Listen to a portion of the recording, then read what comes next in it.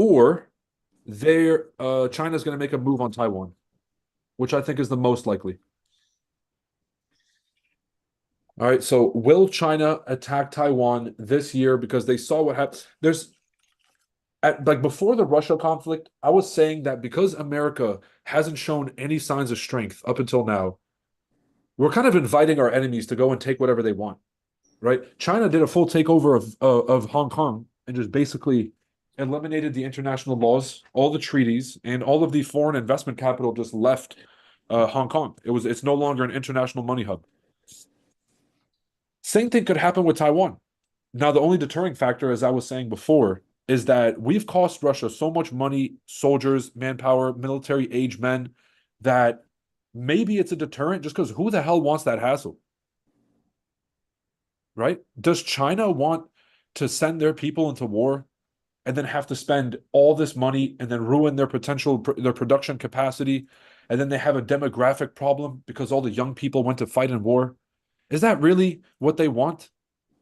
And so I'm kind of 50-50 on this, but I don't know why. I got this gut feeling that China's going to take that move. The biggest reason is when Trump's back in power, they ain't taking nothing. They gotta and ain't no way Biden is beating Trump unless something is pretty shady. You get me? So I think it's inevitable that Trump wins. There's going to be a show of force where China won't dare take over Taiwan. And so they might just try to get it over with because we're not going to go to war over Taiwan after Trump comes back. But will we send out ships as a deterring factor in the South China Sea? I think we would do that now. So, God, I really hope China doesn't pull some bullshit. That's gonna up the stakes so much. So we'll talk about all those issues. Welcome. If this is your first time on the stream, welcome back. You can hear I'm stuffed up. Hopefully it clears up by the end of the stream because I just grabbed some nasal spray and I just grabbed some tea here. And hopefully that kind of clears things up. Besides that, quick reminder. Make sure to grab your tickets to the FX Summit 2024 conference in Dubai. Link is in the description below. Pay yourself, don't play yourself. Get your money up, not your funny up. Hit like and subscribe. And of course, the super secret magnet indicator, can't beat it, can't touch it. Undefeated, undisputed, greatest indicator in the world. All four magnet zones got hit. All of the gold bears are nowhere to be found. And we're just here swimming in the tears of the gold sellers that were in the chats talking about, bro, I think gold's gonna crash, bro, gold to 1,000, bro. And where are they now? Super secret magnet indicator, undefeated, undisputed, greatest indicator ever created, ever built, exclusively here on the Chart Addicts live stream. Yes, I just did that all off the top of my head. And yes, you're welcome because you were just a witness to greatness. If you guys have been following the streams for the last 2-3 months, we've been tracking this trade. Beginning of May, we had a beautiful re-entry opportunity and then a second re-entry here. First zone was 2353. Then we had the 2400 and of course 2430 fully breached. Thank you for playing. Okay. USD JPY, we already had this 153.5 retest. Can we get a double bottom before the market continues? If we do, I think it's going to be later this week. And so I'm going to allow the market to basically consolidate at this level, maybe make a false run up and then come back for the pullback so we can buy at a discounted price. And of course, let's take a look here at NASDAQ because it is the market open and we can't, now we can't, but we don't necessarily want to miss the market open trade. It's a good way to sort of gauge what's happening in the session. Let's go ahead and make that line shorter. So this black line right here, and I apologize if I'm talking quick. I do have to explain this trade idea before, the market really starts moving. So we got two options. First, we're rejecting the previous highs from yesterday. I would like to see a rejection and a move back down. If we don't get this rejection, and instead we have a clear break above, okay, at that point, what I do is draw my zones. Sorry, guys, I gotta do this real quick. Okay, So the market will break above this whole area of resistance and then come back and use the 18,730 as the new floor. So if we clear break above first, we'll wait for the higher floor to get formed right here. And then if the market rejects and starts making its move down, I'm looking at the 18,680, 18,680 for an entry. All right, I have my alert set on both directions. Whoa. I have my alert set on both directions, so I'll be keeping an eye out for that. Any questions, comments, concerns so far? Good morning, C4. What's going on? Guys, who here took the gold trade, was watching the gold trade, saw us take the gold trade?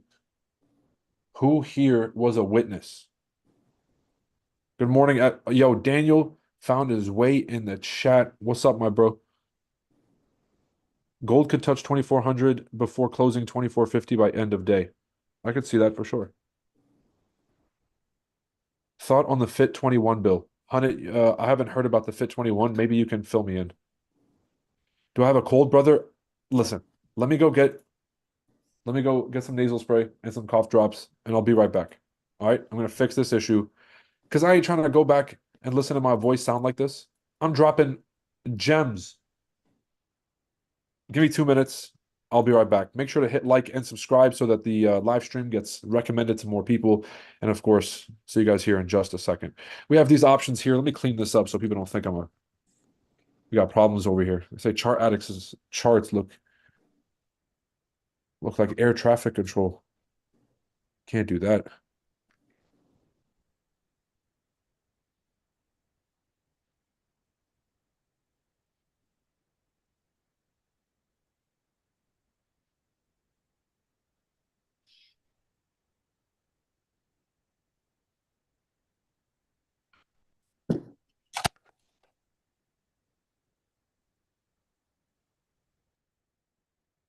All right, y'all. 2 minutes. I'll be right back. And then we're going to cover FOMC meeting minutes. President of Iran got assassinated. That's crazy. All right. Let's go ahead and stay tuned. We'll go through this in a sec.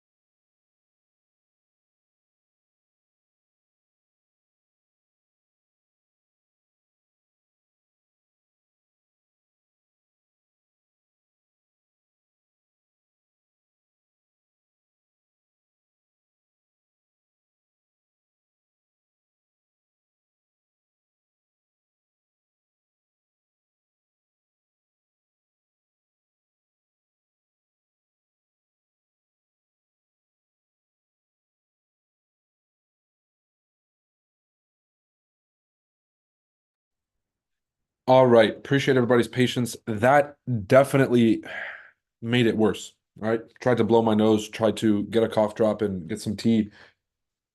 Definitely sound worse. What do you guys think? All right. I know some of you guys are panicking here in the chat. Take a deep breath. If you took the master class, you know we're waiting, right? This isn't rocket science. You know what I'm saying? Chill. Okay. We're on the market's time, not yours. The market runs the show. We are slaves to volatility. So fucking tighten up. All right. Well, some of you guys, well, Roy, that's a little bit harsh. What if there's some new traders in here that don't know better? Let this be your crash course. Trading requires a lot of patience. All right. CA members, I got a little bit of a dilemma here. We got this 5 minute floor getting formed here. Okay. Right under the Australia session, or right under Tokyo, excuse me. If we continue to close above Asia here, this will essentially be the breakup, breakdown, and then the market is trying to create a new floor at the Asia lows here before it pushes. You guys know me, okay? Here's the top of the trend. Here's the bottom of it. I'm looking to buy at the bottom, not the top. I understand that on the smaller time frames there is an opportunity. There's going to be someone in the chat that says, "But Roy, I took the 5 minute, I took the 5 minute 886 and the whole thing played out." That's incredible. But I'm telling you guys, the rules are here for a reason. All right, breaking the rules is all fun and games when it's working. And then as soon as the market goes back to the way it's supposed to, well, not the way it's supposed to, that's a bad way to phrase it. But as soon as the market goes back to its typical pattern, that's when you get crushed and you give back a lot of the profits. So personally, I would like to see at least a push back down for a double bottom. If the market breaks bullish first, then I will allow it to establish the next impulse, and then I will wait for the next correction, and then only then will I enter. Okay, so a good question people ask me is like, well, Roy, if the whole point is not to enter in premium territory, then why would we wait for the market to go up and then enter? Like, if we're not going to enter here, why the hell would we enter here? And the answer is because right now, this is the top of this current impulse. Okay. When the market creates the next impulse, and then I wait for a correction, now we're at a discounted price relative to that impulse. So we might not be low, we might not be at a discount, but we definitely are at a discount compared to that most recent impulse. So we're still making a smart decision by buying on the retracement and getting a discounted price as opposed to chasing the market or entering at the top of this current trend. Okay, did that make sense or did I just put too many words in a row? You said you sound better. I can hear you clearly. Oh, good stuff. Do you think US 30 had a big drop, but SPX is soaring to all-time highs? I was under the assumption they had a similar correlation. They do. US 30 is the top 30 names in the S&P 500. So let's see what's going on here. Are they not moving the same? And I haven't looked at US 30 in a while, so I'm going to have to just go ahead and erase everything. Go ahead and hide the indicators. Establish a floor. Members, do we see a duck, duck, goose, or is it just me? All right, because duck, duck, goose is everywhere. Bing, bing. Whoa, where did price go? Retest and pop. Support, support. Bing. Okay, and now we're getting that closure back above. So I'll be honest with you. As long as price is holding this support, this thing's bullish. I know people might have a different opinion on this one, but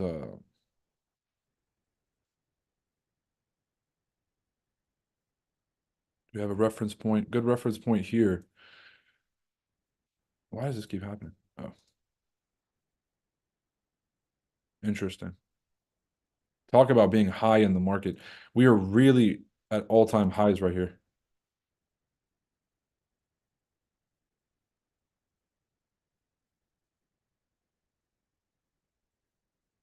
This is getting annoying. There we go.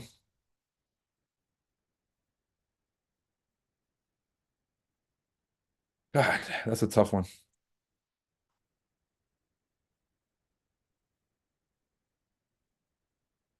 That's a tough one. I can't like even though the support's being held, I can't in good conscience take this trade without a correction first.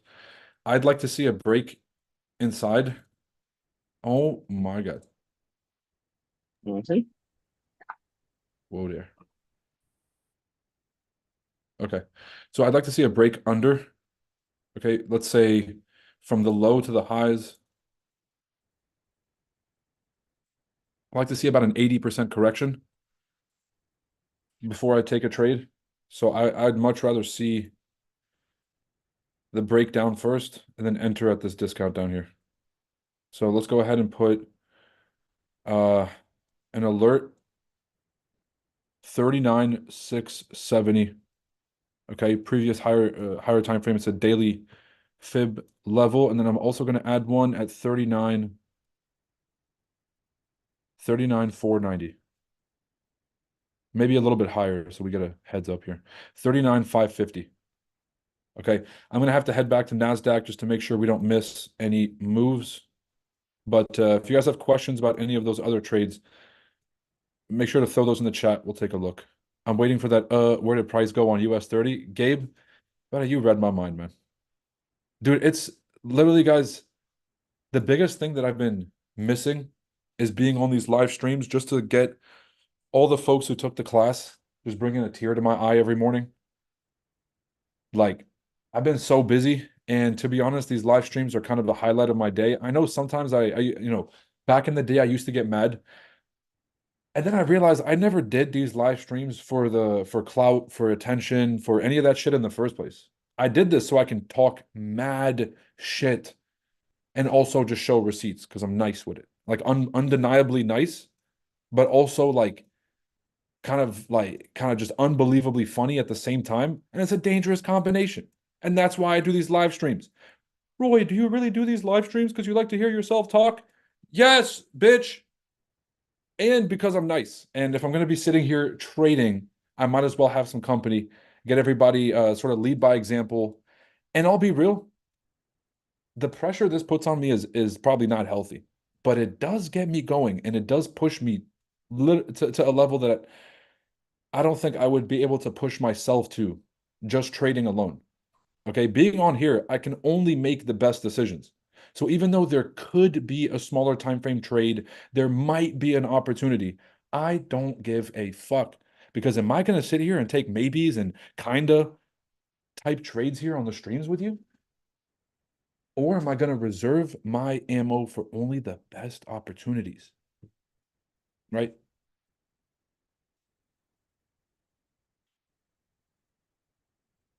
But it looks like we're going to have option number two here. Still too early to tell, but option number two would be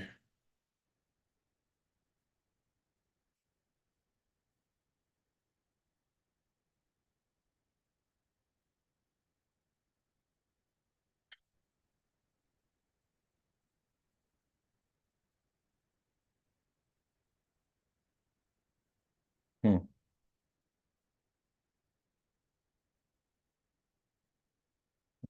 2, 7. Give me something.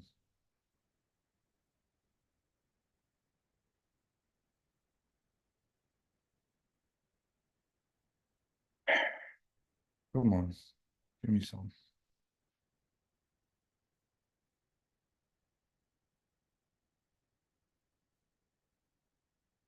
Interesting.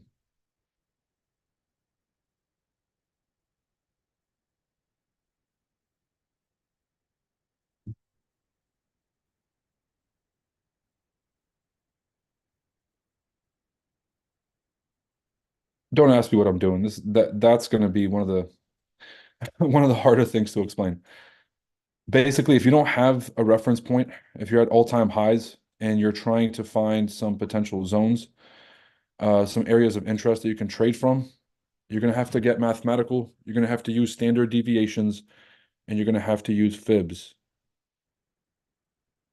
What the fuck am I looking for?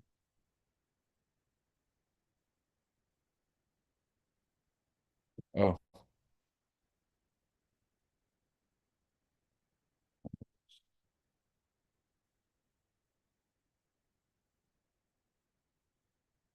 What am I thinking?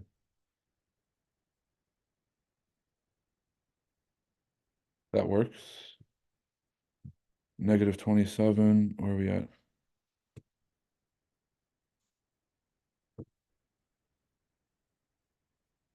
All right, let's see if those work. Complete guess.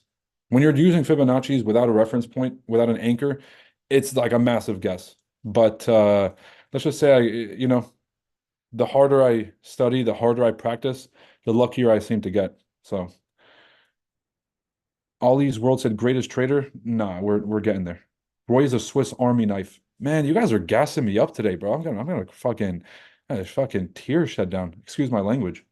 Hey, bro, could you check on GJ? 5 compliments later, bro. How can I say no? Y'all got me feeling good about myself. Y'all are gassing me up. This is crazy. Oh my, oh my God. Model 1, CA members, stop playing.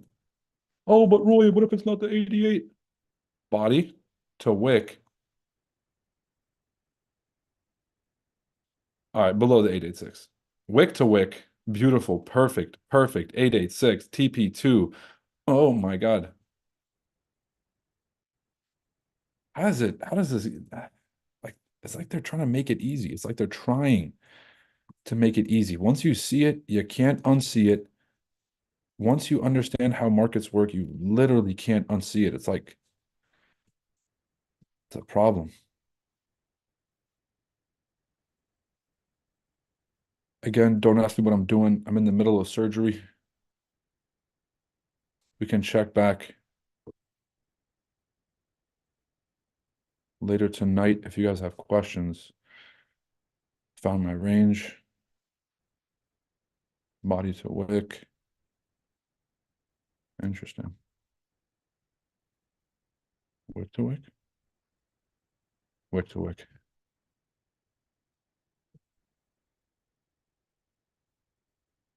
Oh,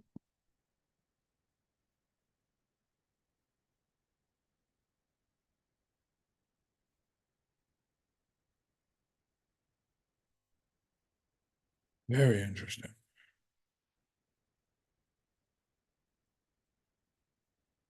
All right, so for GJ, clearly the trend is still bullish. Like as we're seeing, the market is creating a series of higher lows.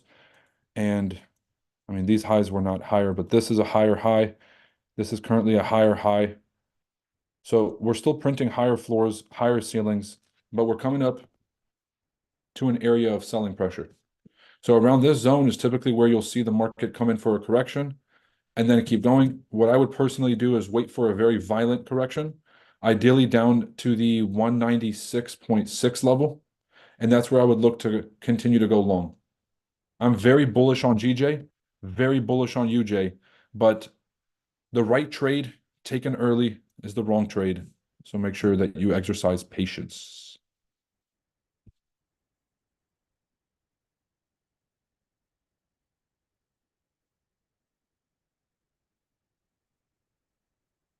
I have way too many zones and I don't like it.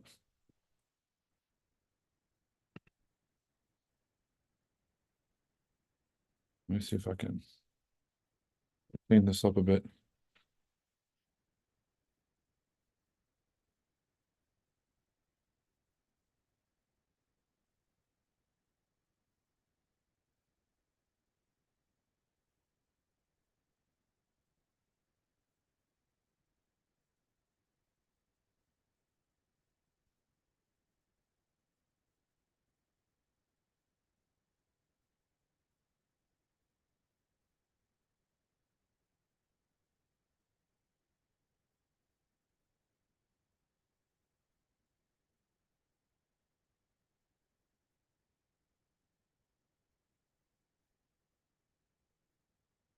All right, okay.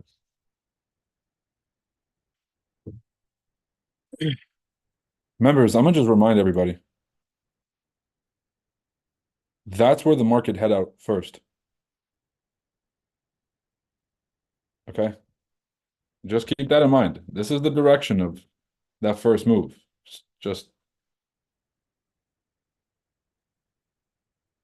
Let's get on the same page about that. What are my predictions for FOMC meeting minutes? Great question, Big Banks. I think that's actually going to be the perfect catalyst that we need for this move. So I would very much love to see the market aggressively pump in the first half of New York, entice traders to start chasing the trend as it goes higher. Meeting minutes drop. And of course, guys, we already know what they're going to say. It's the same thing Jerome Powell has been saying at every speech that he's giving. Probably no rate cuts this year. Expect some weakness in the labor market, right? We're still not going to print money if people lose jobs. So, like the same playbook that everybody came into the year with, looking at those key metrics like the unemployment rate, looking at inflation, and looking at the GDP numbers, and using that to gauge when the Fed was going to pivot, that's no longer a valid playbook. And I don't think the markets have priced that in because that's the entire like philosophy is you wait for something that looks like a recession, everyone panics, Fed steps in and prints money. Okay, now they're saying, yeah, people are going to lose their jobs. We might see unemployment go up to as high as 4.2, 4.3%, but that's already baked into the numbers. And we're expecting that. So meeting minutes, very predictable what they're going to say. It comes off bearish, but the market already knows. So it's like there's no surprises here, which is perfect. Panic sell. All the retail traders think the sell-off is because of that news event. And so they're like, oh, I told you the meeting minutes were bearish. And as soon as everybody becomes a net seller and the net positions on exchanges become sells, that's when you see massive buy orders get put in and sellers get crushed. So what do I think is going to happen? I think we're going to see a pump in the first half of the session. I think that we're going to see a consolidation around the news. I think that during FOMC meeting minutes, we see a massive, massive crash. And then I think that following the meeting, we have this swift recovery at our zones. Okay. And of course, take all that aside, pretend like you don't even know there's news. Same exact levels, nothing changes. What do you do to get your mind right when having a bad day? Number one, you got to get physical because you can't think and do at the same time. The reason that people back in the day and people in third world countries and basically everyone but developed countries doesn't have depression and mental illness because they're too fucking busy using their hands to sit there and think about shit that doesn't goddamn matter. You guys understand? That's why the Amish don't have depression. Oh, but Roy, they're 400 years behind. Well, fuck them. Maybe we should go back 400 years because this shit is obviously not it. I'm looking around here. I said, this is God. Let's go back. All right. Fucking call me Ezekiel. Give me the shovel. I'll make it work. Okay. So get busy, get physical. Your physiology determines your psychology. Get active and get off the charts. If you just tell yourself, oh, I'm going to get off the charts, I'm going to close my computer. I'm going to close my computer and just walk away. Your fucking fiend ass is not going to walk away. All right. Don't fucking sit here and you can lie to me, but don't lie to yourself. But I know the Ezekiel joke was funny. Come on, right? Give me some, right? I'm on one. But at the same time, this is real. If you tell yourself you're going to sit in the same room as your computer and then just become Mahatma Gandhi and just stare at the computer but not touch it, you're out of your mind. So instead, get out of the environment. Number one, physically get up and get out. And then number two, find something physical to do. And the gym is the easiest one. Like there's nothing easier than the gym or a long ass walk. You got to keep moving until that feeling is gone, Mike. Because if you come back and there's even a fucking glimpse of that feeling, chances are you go back and make a bad decision or two, which makes the problem so much worse. All right. Josh said it made me spit out my coffee. Shit, if that's the type of jokes y'all like, I got a ton. Excuse my language. I'm trying my best to stop cursing here. Not my best. That's hyping it. More data necessary. Agree. Is daily live streams coming back? Escape. What do you think we're doing right here, man? Daniel says, get out of the environment. Number two, get into the gym. Yes. Said that was funny as fuck. I'm eating and could have choked. Yo, son. Bro, I'm not trying to have medical emergencies out here because I'm funny as fuck. All right. Everybody, learn how to chew your food and drink. This is ridiculous. We got grown-ass men can't drink drinks and can't eat food. This is ridiculous. And admitting it in public? Oh my God. This is crazy. My automated strategies are slaying. I love going to the gym. More power to you, brother. I thought NVIDIA's upcoming earnings, thoughts on NVIDIA's upcoming earnings and how it'll affect NASDAQ. So I like to look at earnings in a big picture. The individual earnings releases, bro, it's all a giant game. Okay, so the game is feed the analysts a low ball ass number, beat that number by doing the fucking bare minimum. Because if you beat that number and you have extra capacity, you save it for the next quarter. You don't put it on this quarter's books. They just do whatever is necessary to beat the analyst projections so the stock price boosts as a result of the surprise. And that's basically what NVIDIA is about to do. I don't think they have the production capacity to meet the targets to be the trillion-dollar company they are. But I don't think that's a problem that they're going to realize in the next 12 months. So NVIDIA crushing, will keep crushing, at least until the election. And I think that that's going to be one of the major drivers of NASDAQ this year is this competition over chip manufacturing. Especially, remember, I said the October surprise might include Taiwan getting invaded. What's Taiwan's strategic benefit or strategic sort of positioning, right? It's the Taiwanese semiconductor company, the largest provider of semiconductors in Asia. So I think NVIDIA here to stay. I think that at least for now, there are tons of competitors, don't get me wrong, tons of chips that are more efficient, way cheaper, and have more capacity. But for now, they're the market leader. Kind of like betting against Tesla. You might like Rivian. You might like GMC's cars or whatnot. We're not going to sit here and put them up potatoes and potatoes. All right. NASDAQ could be coming in for this correction. I'm still betting on this one. I do think that we break the lows here. So it's always the trade that I delete that ends up winning. I'm going to make it abundantly clear. I'm not taking this trade. I'm taking this trade. However, the reason I'm leaving this idea up is because the market could very well reject this level and keep going, but I just won't be in that trade. I have no interest in taking trades that don't fit my criteria. So it's a valid idea. And if I'm wrong about the market coming all the way back down, then this is where we're going to find a floor. But more than likely, we don't fucking know. And we'll have to wait and see. Ain't that crazy? That's why Taiwan is moving a lot of production abroad. Yeah. My real prediction this year is that China makes a move, but impossible to know. If there are no rate cuts, what are we anticipating? So at first, I was saying if there's no rate cuts, like markets are going to have to sell off just as a response. I think the markets are fuck, dude. Like they think Jerome Powell's bluffing. They think like Jerome Powell's like, well, I'm very serious about inflation and I'm not going to cut rates. Party is not going to come back on. They think he's the guy, like he's the cool parent. And he's like, guys, no more parties. And they're like, yeah, yeah, Jerome, like we've been here before. He's gonna turn on the music again. We're gonna start partying. I'm looking at these fucking idiots like, bro, he's not joking. Look at the look on Powell's eyes. This is not a game. All right. So, in my humble opinion, I think we see one rate cut max, probably after September.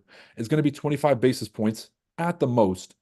And that means the economy is going to get hurt way more than markets because markets kind of have a good way of looking ahead 6, 7, 8 months, predicting what's going to happen and starting to bet on that now. The reason we've been going bullish all year is because the market is betting that at some point we're going to pivot. And it might be now, might be later, but that's their bet.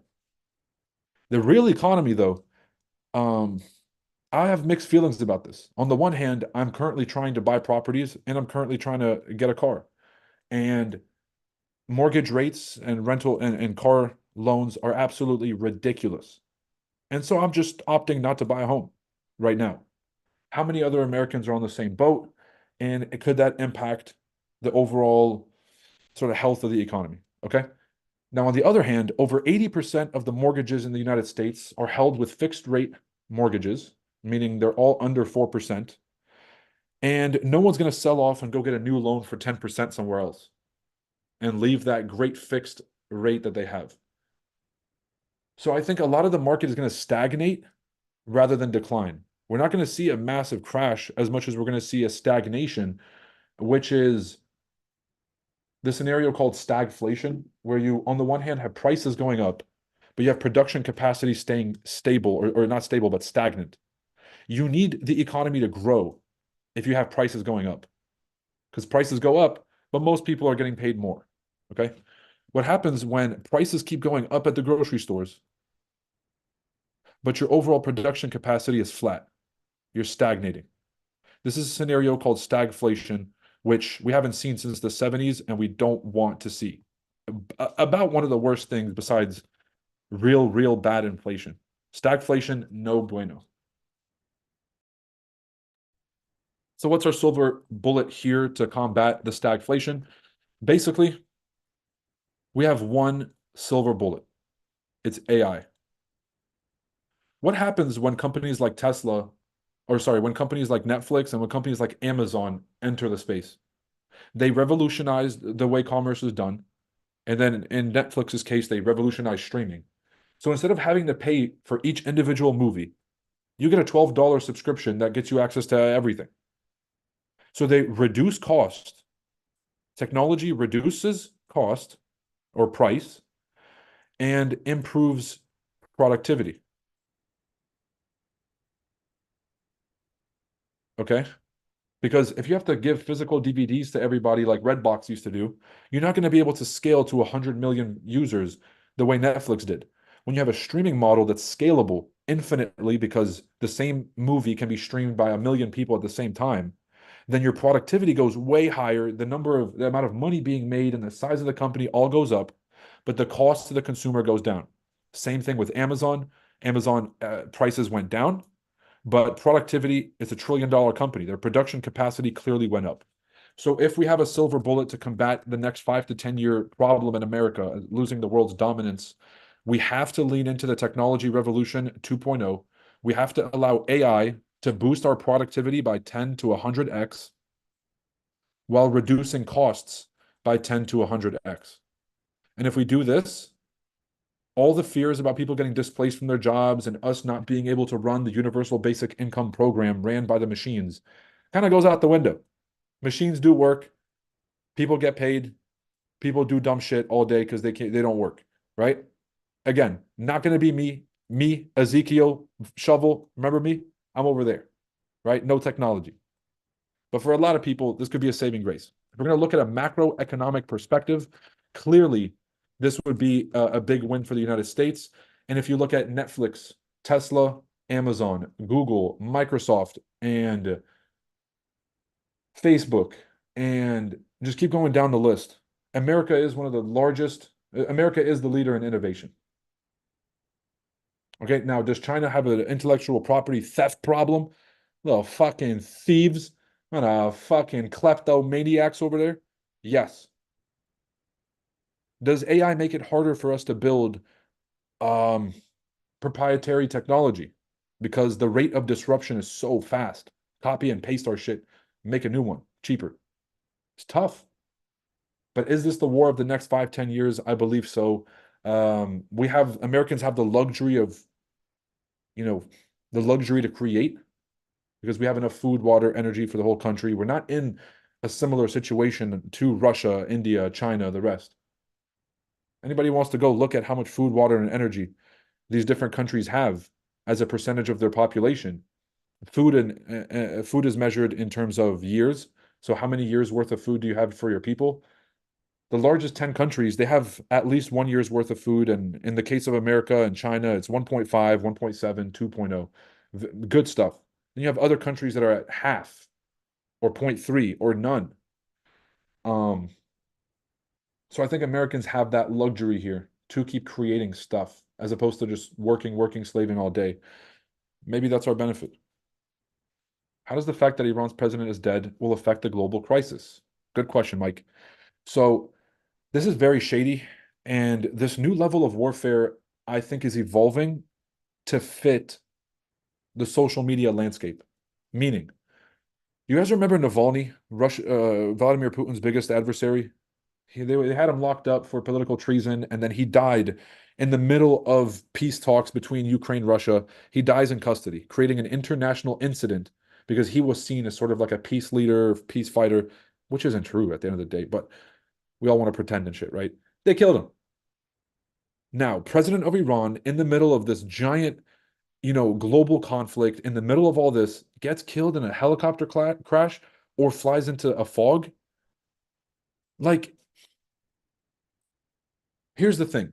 Is Vladimir Putin stupid enough to kill Navalny with the whole world watching? I don't think so. There's not a single thing about Vladimir Putin that I can watch, see, listen to, or study that would lead me to believe that he's a stupid person. He's a stupid leader. Now, they might be selfish in terms of their interests, as every sovereign country should be. It is about your people. That's why they elected you.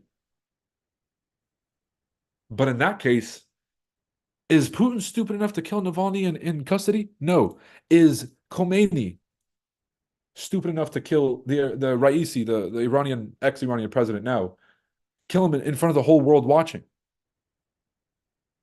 Now, in the Iran case, I would believe that one first before I believe the Russia case.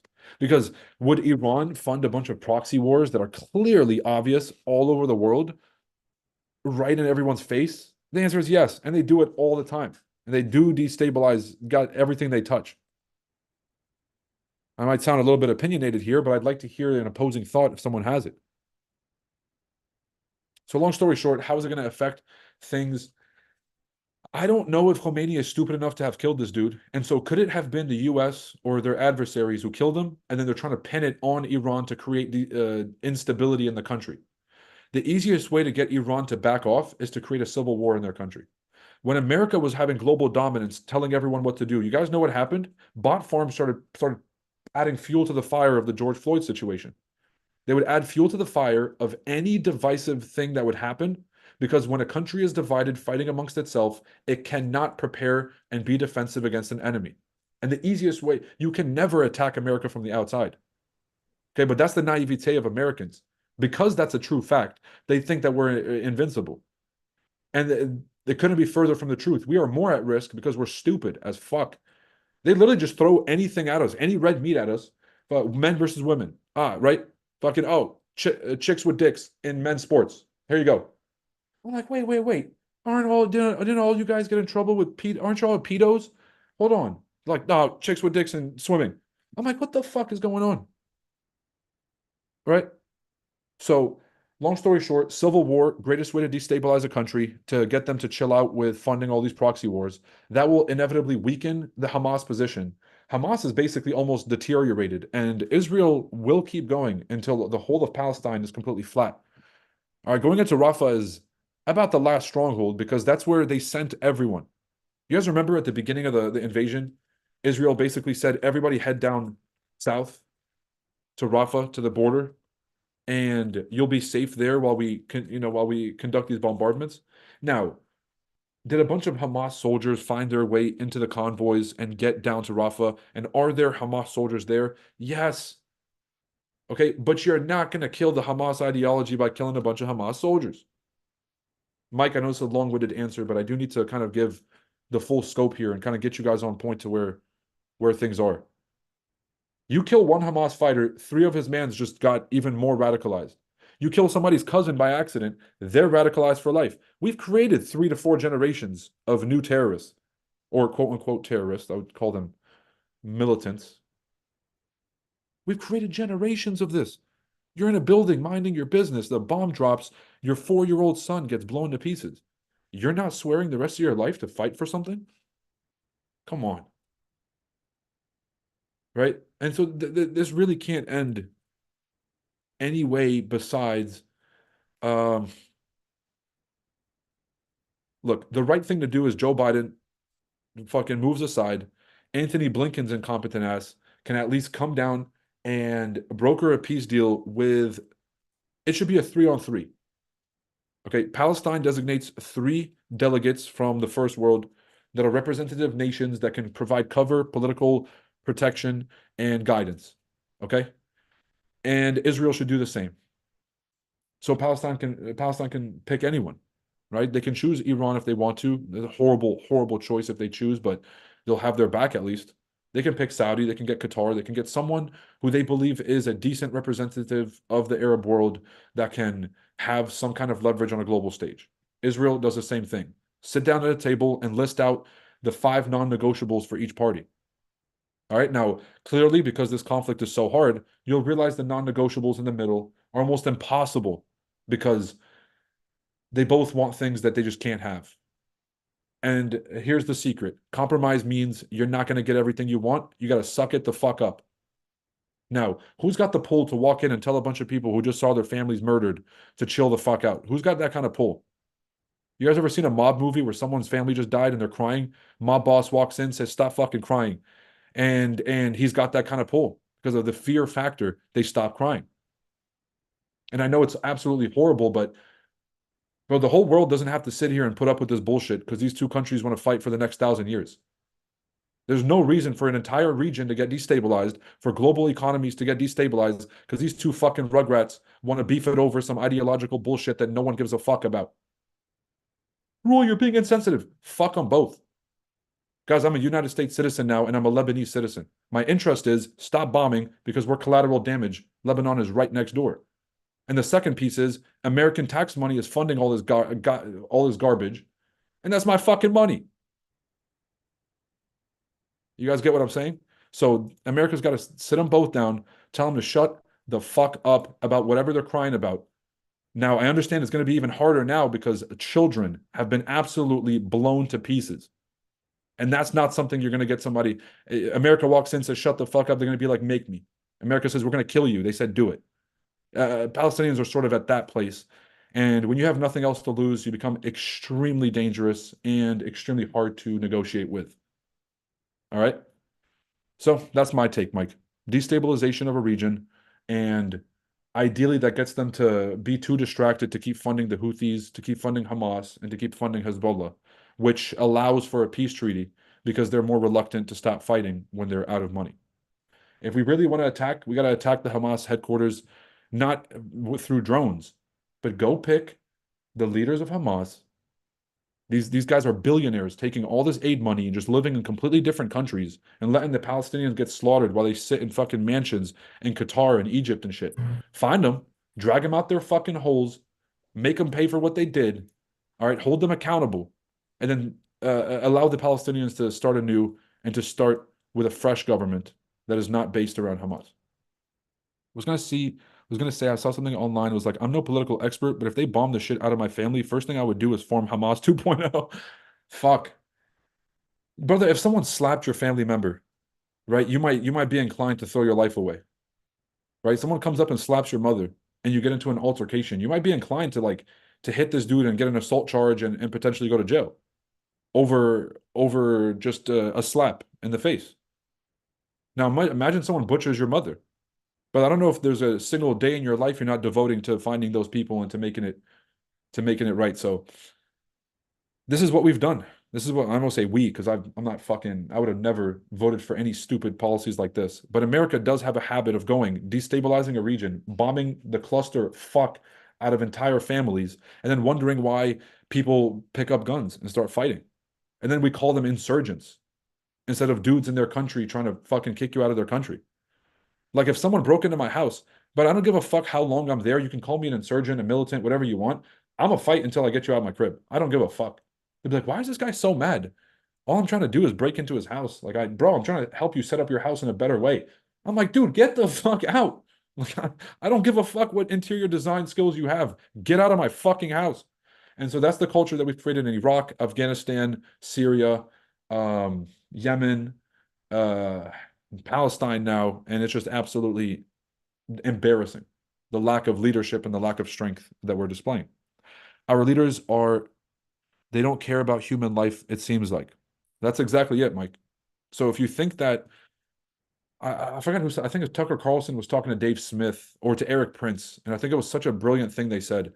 He was like, if you assume that, like everyone says that politicians are stupid, like these guys are fucking idiots, they can't get it together.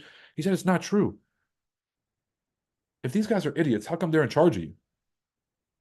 Right? Clearly they know a thing or two. The problem is you think they work for you. You think they're here to do the bidding of the American people. And that's where we all got fucking hoodwinked. They're here to get reelected and keep that fucking Ponzi scheme going so they can advance their political career. They don't get to face the consequences of shit, y'all. Their kids don't go to war. They don't get enlisted. They don't walk the streets of San Francisco and get mugged. They don't feel the consequences of their shitty actions. That's why they keep voting for these trash policies because they're getting, lobbyist money to continue to fight for certain things. And then it'll be like, oh, we're going to do a hearing today. Oh, we're going to get to the bottom of this shit. And then years later, nothing gets done, nothing gets fixed. All of our tax money gets wasted. And these fucking criminals are purposefully ruining our country. Um, yeah, I mean, it's literally fraud by them stealing the money. It's a conspiracy to overthrow the government through all of the clearly counterproductive things that they do that are harmful to the American people, like an open border policy, like decriminalizing certain misdemeanors, like having the China policy where they're allowed to buy farmland, key farmland in America, like every stupid policy you can imagine. We ain't doing too hot, people. We ain't doing too hot. But we'll get there. Hopefully our generation gets there. He said interior design skills. But I'm saying like America will pull up and be like, no, we're great at democracy. Please let me fix your country. They're like, bruh, fix my country. This shit was just fine before you blew up Ahmed's house. This shit was all gravy. Y'all blew up a school. Right? They're like, what the fuck? Fix what? You want to fix shit? Leave. Get out. Everybody's buying into ETH recently and selling off Bitcoin from what I hear. Well, I looked into it, and your claim is egregious and inaccurate. All right, still waiting for this big crash down on Bitcoin, but we're damn near at all-time highs. So this notion that people are selling Bitcoin doesn't really hold up. Does not. What are your thoughts on the auto industry? Cars are backing up on the lots. So there was a sort of a car market crisis where at first, because a lot of people had fixed loans, no one was selling their cars. And so there was a huge price spike in used cars, and it was almost impossible to get one. If you had one, it would have been a great time to sell it because you could have been driving your car for 2, 3 years and then made money on it on the sell. Now there's an opposite problem because interest rates are so high. People who have a car don't want to trade in and risk losing their interest rate, through the refinance. And then people who are buying a car for the first time, it just doesn't make any sense. They would want to wait a few years. And so we have the opposite problem. Cars will get backed up because who's going to go get a car loan at damn near 9, 10, 11% interest unless they're desperate. And so to Mike's question earlier about how interest rates are going to affect the economy, it's like, dude, if no one's buying houses, the real estate market is fucked. Think about how many real estate agents depend on people buying houses to eat, to live. Like that this is real. A lot of folks will lose their job, especially commercial real estate folks. Meanwhile, they got us distracted with Kendrick and Drake beef. Not gonna lie, that was entertaining as fuck. I'll take that. Okay? Because Mike, remember last year, bruh? The Hunter Biden laptop story gets exposed on Twitter because the Twitter files came out. They tried to rig the election by suppressing the laptop story. The laptop included information about Joe Biden racketeering, conspiracy, RICO, all of the most heinous crimes in the American law book while he was a sitting vice president. Okay. And nobody heard about it. So as soon as he had a trial and the laptop was out, they hit us with Mexican aliens. Do you guys remember Mexican aliens? They hit us with Mexican aliens. Jeffrey Epstein's list had got released, and Hillary Clinton was in court that day, and they hit us with Mexican aliens. Wait, what are you talking about, Mexican aliens? This is gonna come out as hopefully not some racist shit. Don't pull up, bro. I'm really talking about like little green men. Like, don't hit me with no racist bullshit. If somebody clips this, we're gonna have a serious fucking problem. Don't do me dirty. It was this goofy ass shit scientists call fraud on supposed extraterrestrial presented in the Mexican Congress. Look at this stupid ass shit. Bro, in court, Hillary Clinton, in court, they hit us with this little fucking clay sculpture. This looks like you buy it in the side of the at a Inca fucking gift shop, bro. But they got the Aztec gift and go at the bottom. This is what they got this and the Mexican Congress? How low is the bar? Bro, I'm gonna do that thumb trick. You guys know the thumb trick? I'm gonna go to the Mexican Congress and do the thumb trick. Since they goddamn let anything, the bar is so fucking low. The bar is this low? The bar is this low? The fuck out of here. You guys know the three friends that SpongeBob had in that one episode? He had the Pringle, he had the chip, he had the tissue, and he had the piece of lint. Bro, if the bar is that low, I'm bringing those in for a show and tell display in the Mexican Congress. But they tried to hit us with a quick distraction divergence. Is it all of a sudden there was aliens in Bayside? Bro, it was three fucking kids with a gun. How the fuck everybody thought aliens? How, what? Bro, if I was the elite, I swear on everything, bro, I would be having a field day every day. Because I'd be looking online being like, ain't no way people are this stupid. That's never gonna work. And then it works, right? They're shocked every time. They're like, come on, people can't be that stupid. We can't just do it right in front of their face. And then they do. Ah,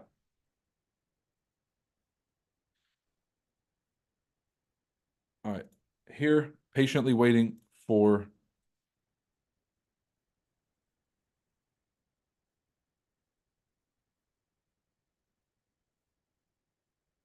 Don't do me like that.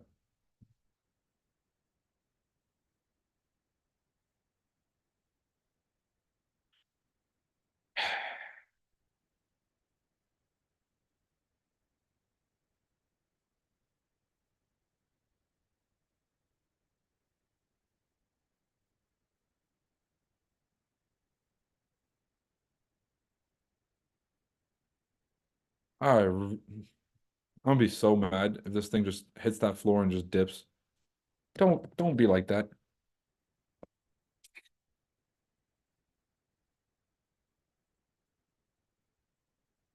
Right? I like a little attitude. Or can spice it up a little bit, keep things interesting, but there's a difference between crazy and a little attitude. Okay. I'm talking a little dip back inside the zone, some liquidity grab to clear the lows of the Asia session in case anyone bought on the way back up. I'm not talking about key your car at 3 in the morning. That could work, right? I could dig it. But I think that this more subtle approach is likely. Okay. That was an analogy in case that one went over your head. I have to get it. He said the sheep are mad. Are we bringing retarded back? Are we bringing the word retarded back? No, no, no promises, but no. But yeah, the sheep are too busy. Posted this on my story the other day. It's a Bob Proctor quote. He said the sheep are so busy. The sheep are so scared of the wolf. Oh, sorry. The sheep are so busy being scared of the wolf that they don't notice getting eaten by the shepherd. All right. You're out here like, no, fuck the sellers. Fuck, and then the sellers are like, yeah, fuck the buyers. And like you have like retail traders beefing with each other, talking about buys and sells. And then meanwhile, you have the market maker crushing both of them. That's the example. Okay. Yeah, black versus white. They get it so animated, hating the other race. Meanwhile, all the politicians have stolen all the country's money, shipped it all off to fucking countries we can't find on a map, and left us with Jack Dick. Now, black, white, green, purple, all broke. Price is high for everyone. We lose. You guys understand how this works? So the next time, especially during an election year, there's a bunch of salacious stories. If you feel an emotional reaction after posting a piece of content, put the phone down and realize you just got got. They got you. Why are things so fucked up? Because most people are just they're too easily like most people in America specifically have never actually seen the horrors of something like an invasion or like a war. You know, if you're an immigrant and you came from a war-torn country or an impoverished country, you've seen genuine poverty, you've seen genuine famine and struggle. But Americans sort of have this like movie or Hollywood like understanding of how horrible some shit really is out there, right? And Read this. And so it's kind of hard to understand the extent to which corruption exists in other countries and how heinous it is in America. Because as a Lebanese person, when we immigrated here, no one wants to immigrate to Canada.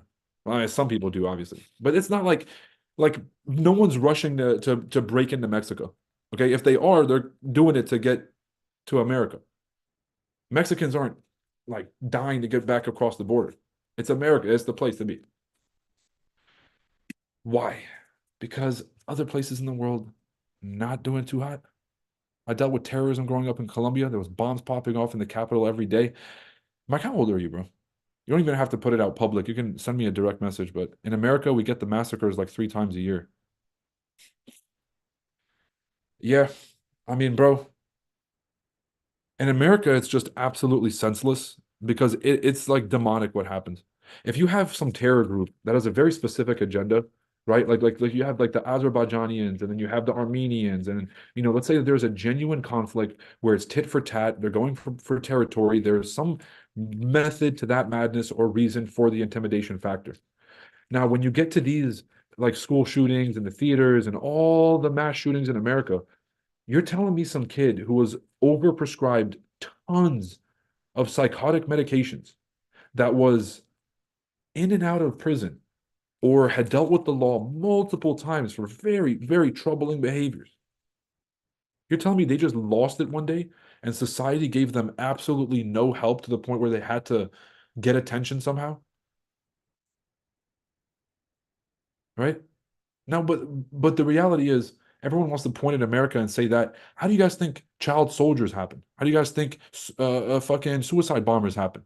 It's impressionable, desperate people who have a hole the size of God sitting right in their heart, and somebody comes and gets these young, impressionable people and basically brainwashes them. You're not going to grab some 30, 35-year-old person that's got enough life experience to basically know better. You're going to grab some impressionable youth. And so that's what happens. Um, yeah, it is what it is. That's why these college students and all this stuff, like I can use the word retarded because I'm going to say it about myself. I was retarded in college, right? I believed all the shit they said about Trump. Like I was literally retarded. Like this is why children shouldn't make decisions. Okay. I grew out of it because now once I started having skin in the game, this whole idea of like, yeah, just tax rich people. It's like, hold up. I haven't slept in 36 hours. My eyes are damn near bleeding.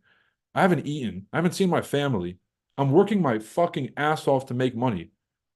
And now some kid who hasn't worked a day in his life wants to say, just take all the money away. It's like, fuck this kid. Right? Um, I don't know how I got on that last point. Not to mention the fact these kids don't do that do the shootings end up with weapons that cost like 5K plus, and these kids work at McDonald's. Doesn't quite add up. Dude, you'd be surprised if you're sick in the head how much you can save. I used to save up so much money for my jobs. Now, clearly, I didn't have fucking sociopathic intentions, but you know what I'm saying? Like I could see some kid with no social life, absolutely nothing going on, who would put money aside from every paycheck to buy a car or to buy something. These kids just decided to buy a weapon. Now, a lot of the times they also were using a weapon that was already in the home, which becomes the thing. It kind of becomes like that issue, which is they're trying to reprimand the parents. In the most recent one that happened, the parents of the shooter were actually held accountable, and they're facing, I think, 3 to 5 years for negligence and exposing a mentally unwell child to a firearm. And so I think that once parents start having the accountability, I think we start to see a lot more like attention being put on children committing these acts, right? But then again, if somebody going out shooting all these people, chances are that their parents didn't really have much of a say in what's going on, anyways. So it's like back to square one. We need better mental health. I don't want to put my tinfoil hat on. Yeah, but you guys are gonna give me fucking Alex Jones down here. Don't do it to me. This is Fox or CNBC. Ask your mother. Interior design skills, good old USA. People are laughing. Little Mexican creatures. Who the fuck said little Mexican creatures? Don't, hey man, who the fuck just said that? David Sanchez? David, what happened to all that Viva Mexico? What happened to all that? What happened to all that, bro? Right? What happened to all that Viva la vida loca? Right? Yeah, Jose's there. He said Mexico en la casa, boy. Let's fucking go. I said, boy, you're talking the truth. Cash. That's all I do. Some people don't like it because they're sensitive, soft as a tissue. However, real life don't give a fuck about how you feel. It gives a fuck about what you do. So we're here to suck it up, get the real knowledge, figure out what's happening out there in the world, and then obviously make money trading while we do that. The world's longest retracement in play as we speak.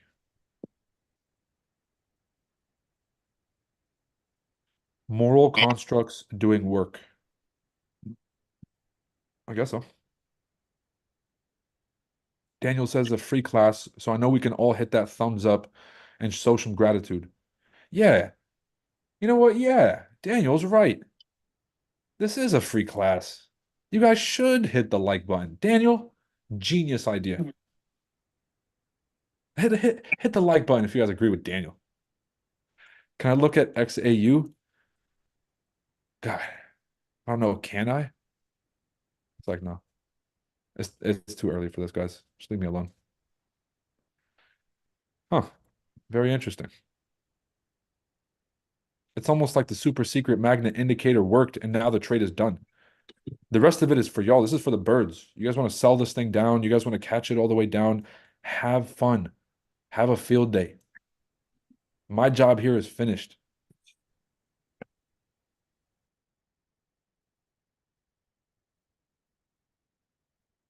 Now, on a real note,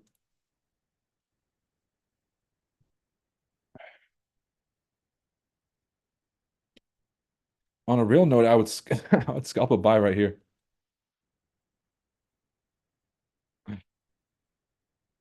I'm not trading gold. This is strictly for educational purposes only. I'm going to put a alert in case the market breaks the lows here, but another alert here.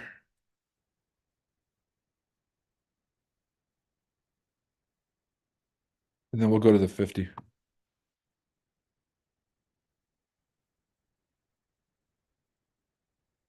It's 1 to 1. If you just take all your profits at the first target, it's about 1.6 to 1. If you go to the second target, third target is about a 2 to 1. And the final target is the previous highs, but I don't really see that one hitting. Probably look closer to that 2 to 1, best case scenario. Okay. Take a paper trade here just for fun, because I know I'm going to forget this later, just so we can at least keep track of this thing.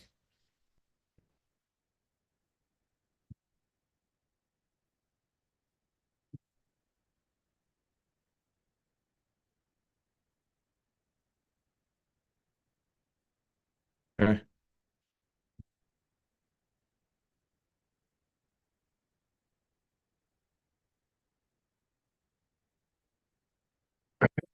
Yeah, the market could pop off from here. But without that correction down, I got no business. So here's what we should do. I don't know if I'll be around at 2 because I have a bunch of meetings going on, but I'll get back on at 2 p.m. right at the meeting minutes announcement, see if there's any volatility there, see if there's some market movement that we can take advantage of. Right now, it's going to consolidate and piss off traders to try to get folks to force either shorts or sells. Like we're sitting at previous highs, so there's going to be a lot of selling pressure here, but the market's still bullish, and so a lot of folks will be trading into this trend. And so I think we're just like right now we're just consolidating, and then I think we are going to pop up first. So at 2 p.m., we'll be able to catch something like this. Okay, correction back to that price. Looking at 18,700 as the re-entry when the market comes back in.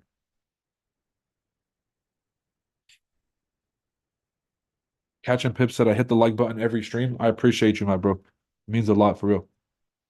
Do you trade economic data? No, but I do use economic data to trade. Does that make sense?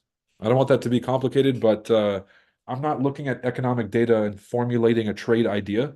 I already have the trade idea, and I'm using the data releases to either kind of gauge when the market's going to move, how aggressively it's going to move, and some potential fake out opportunities when it finally does move. All right, ladies and gentlemen, we teach the NASDAQ strategy that we trade here every single morning. It's literally the most consistent strategy that I've ever used in my entire life.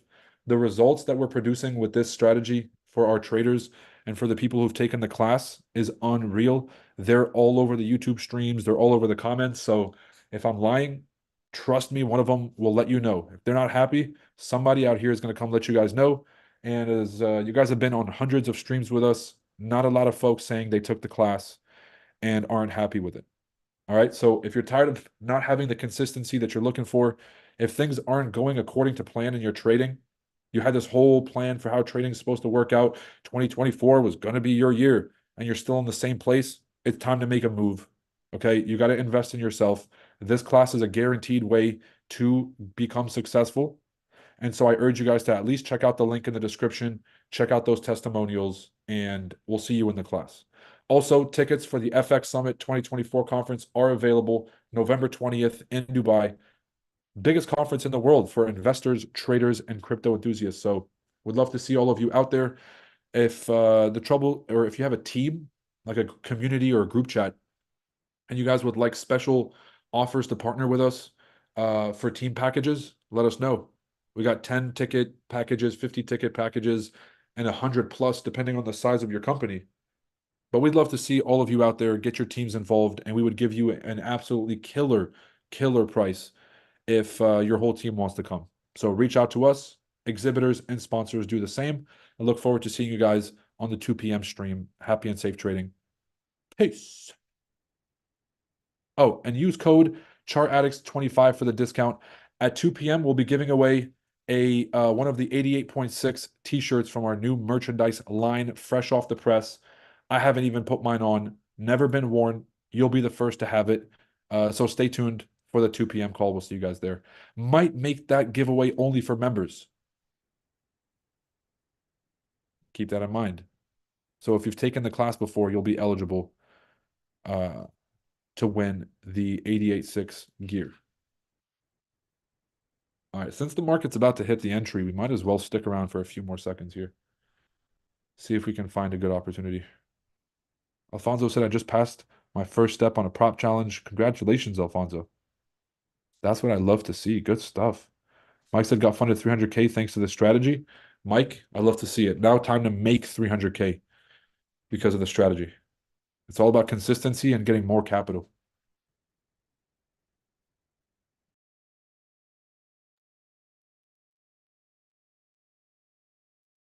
All right, members, we'll stay in touch in the chat. I'll show you guys if the market hits. I'm adding an alert here, but if the market hits that Asia low and breaches through it, and then it wicks back above, I'm going to take a scalp right there, quick. Take my profits, and then wait for the bigger correction if there is one. Okay? See you guys in the group chat. If you're on YouTube, join the masterclass so you get free access to the VIP group chat.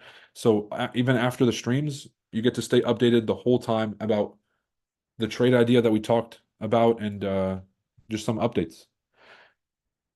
Estes Trading says, doesn't care about what you feel, it cares about what you do. The world doesn't give a fuck about how you feel, right? Things have been so hard for me and no one understands. I've been working my whole life for this and I just haven't got a reckon. Look, I promise you guys, and I'm not saying this is right because it's obviously fucked up. No one gives a fuck. People, I've done the impossible for our industry. I've taken on so much personal sacrifice, both financially, health-wise, and mental peace-wise, business, career growth-wise, to run the summit and to make some of these choices that we've made.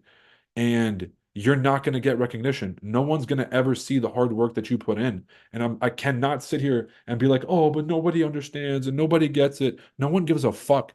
We're putting an exchange panel together with the largest crypto exchanges in the world, including Binance and KuCoin and OKX and Bybit and the rest. That's happening. Okay? And people still don't give a fuck. Like in my mind, people still don't give a fuck. You gotta go do, and then whatever you think is enough, do 10 times that, because it ain't fucking enough. But if you're willing to do 10 times more than is enough, or whatever you think is enough, then you have success is guaranteed. Not like maybe and I hope and inshallah. No, no, it's guaranteed. Whatever you think is enough work to meet your goals, do 10 times that and watch your life flourish. Okay? Crush it, y'all. Happy, safe trading. Peace. That one dragged on a bit.